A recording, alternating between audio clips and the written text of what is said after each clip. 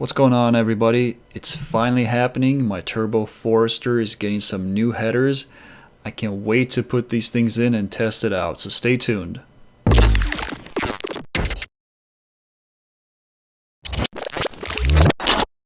Yeah, so what I got here is a set of KillerB Holy headers along with their uppipe in a vband connection. And while I'm at it, I'm going to go ahead and replace my motor mounts with Group N motor mounts. I'm also going to replace the pitch stop mount since the car currently has around 135,000 miles on it, so I think it's about time to replace those. Before I do that, I'm going to go ahead and wrap all the exhaust components with DEI Exhaust Wrap.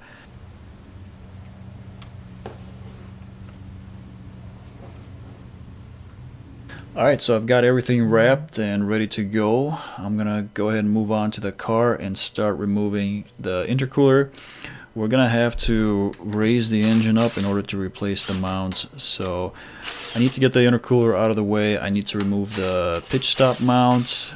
Let's see what else needs to be removed. The downpipe has to come down. I need to disconnect the uppipe from the turbo. So there's a lot of work going on. As you can see here, I've got all the bolts, all the couplers disconnected here from the intercooler, and then it's just a matter of lifting it out. Once I have that out of the way, there are two bolts holding the pitch stop mount to the engine and to the body. Pretty easy to take out.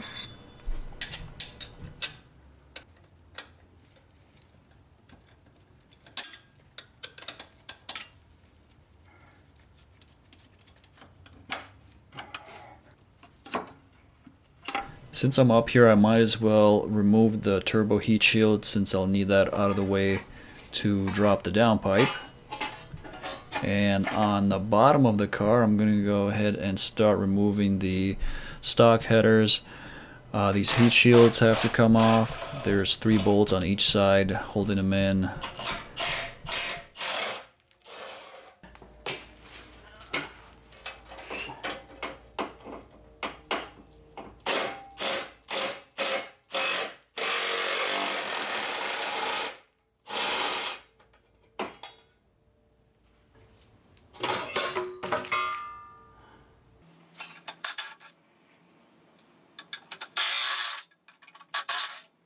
On the passenger side, you won't be able to remove the heat shield until you have the oxygen sensor disconnected.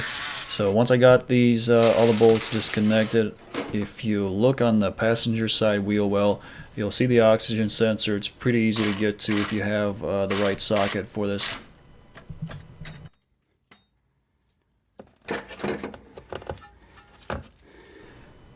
Perfect, so now that's out of the way, the heat shield is dropped. I'm going to go ahead and remove the 2 bolts holding the exhaust manifold to the up pipe.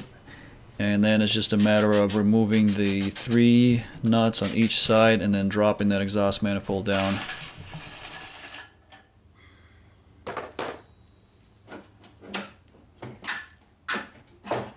Alright, so far not so bad. Here's a shot of the stock headers. They're quite a bit heavier than the KillerB headers.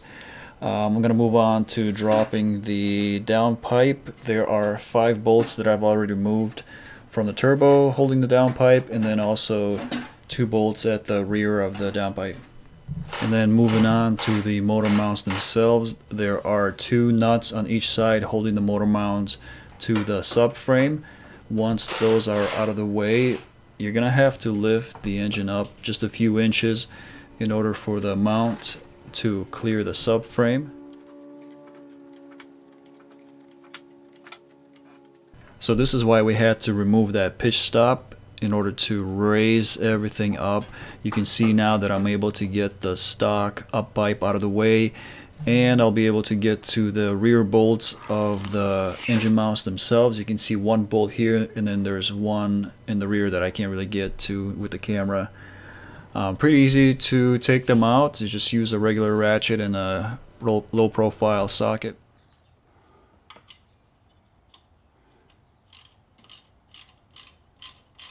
So like I said in the beginning of the video, the mounts that I'm going to be replacing these are Group N motor mounts. They are stiffer than the stock units that come with the car. However, I did not use their plates that come with it. I ended up using the original stock plates since they have a heat shield around the mount. Once I have the mounts bolted and ready to go, I'm gonna go ahead and install the KillerB uppipe and then drop everything down onto the subframe.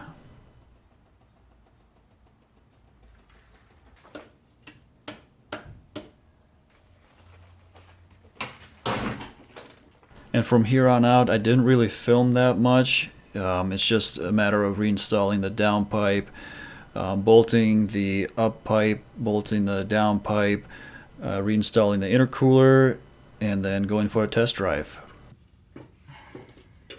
And here's a shot of the headers in place and installed. One thing to note, the oxygen sensor now is on the other side of the pipe. I think it's a lot easier to get to now instead of having to take out the wheel and going through the wheel well.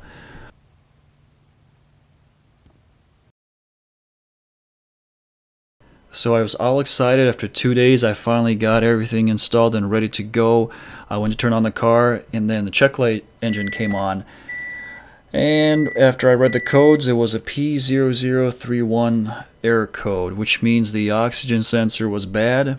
I confirmed it by using my multimeter and took a reading between the two black wires.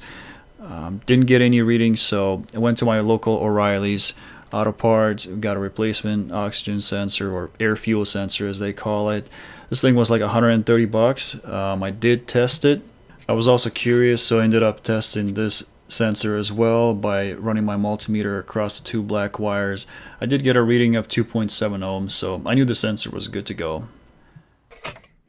And now I can finally go for a test drive. I did look on the access port and confirm that the air sensor is working. You can see the readings go up and down when I rev the engine. So as I'm test driving this thing, I immediately noticed that the car is more responsive, the turbo spools quicker, the engine revs quicker, just overall it feels like a restriction has been lifted up. So anyone that's driven a Subaru with a VF series turbo will know that they have really good response down low, but they quickly fall on their face in the high RPMs. And after I install these headers, that is a lot more pronounced. I mean, the car is quicker to respond, it spools quicker, but then it loses power quicker. So this just makes me want to upgrade to a bigger turbo. Right now I'm trying to decide between a Dominator 1.5, I've also got BCP X500, and then also a 20G on my list.